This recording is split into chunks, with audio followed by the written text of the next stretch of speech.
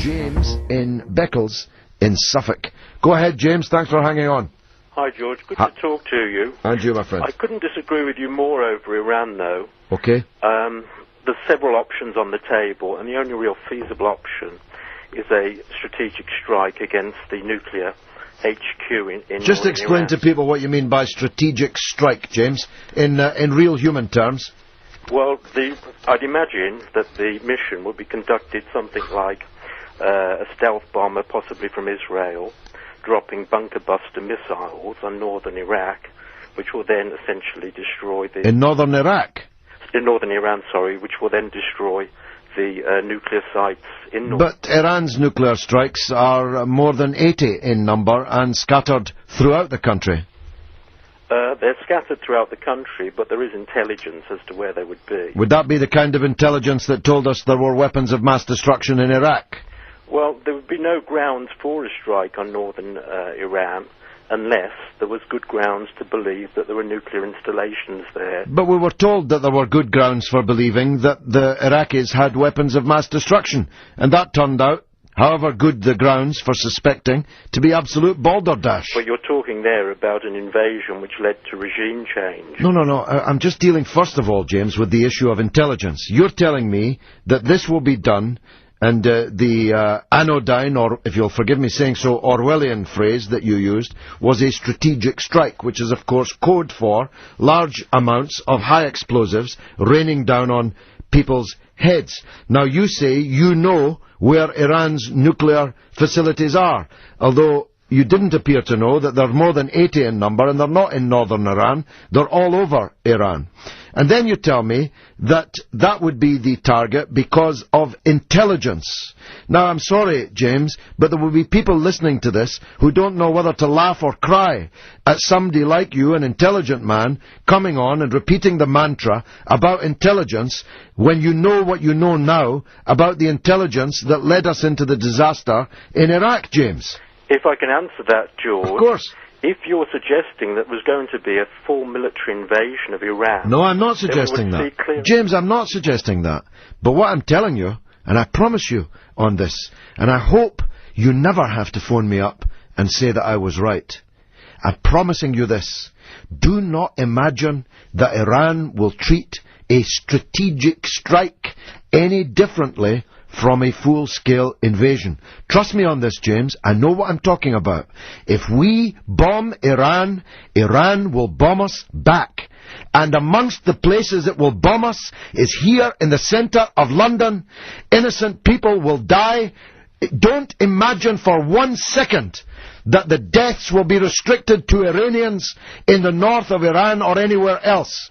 Any attack on Iran will be met by a full-scale response by Iran everywhere and anywhere. Trust me on that, James. Which is why we must disable it from having nuclear weapons.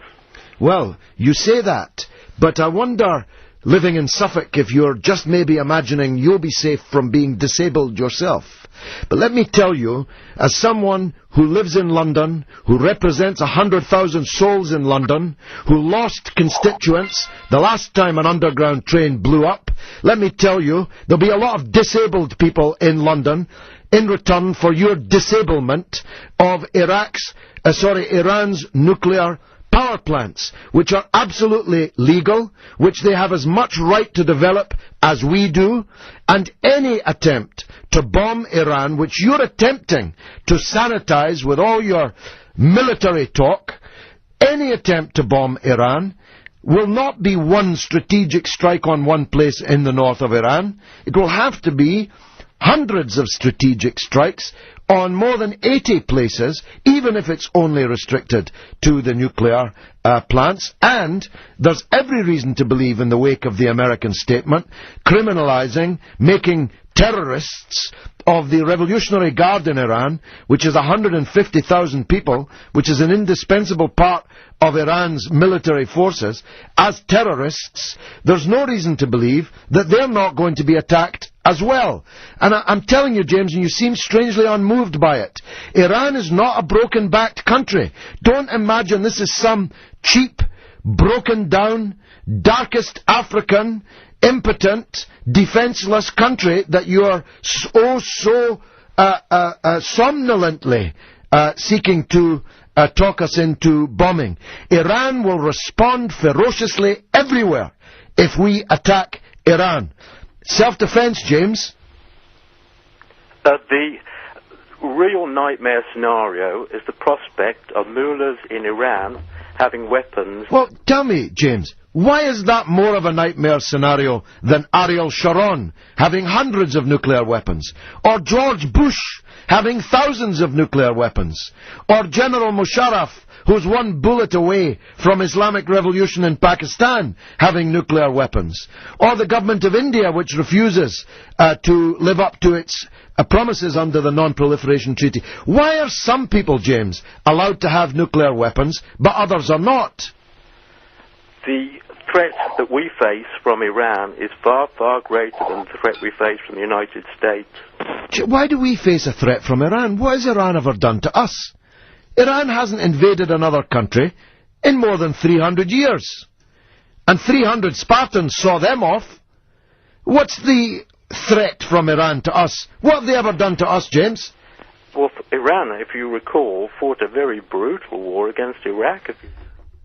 I can't believe that you just said that. Iran didn't fight a brutal war against Iraq. Iraq invaded Iran. Iraq invaded Iran using our weapons and with the support of our government. What do you mean they fought a brutal war against Iraq? They were invaded, for God's sake. They were invaded, but they fought a very brutal campaign. But what does that have to do with them being a threat to us, for God's sake? We encouraged Iraq to invade them, and now you're using the fact that they fought hard to defend their country when it was invaded as a reason for us invading them.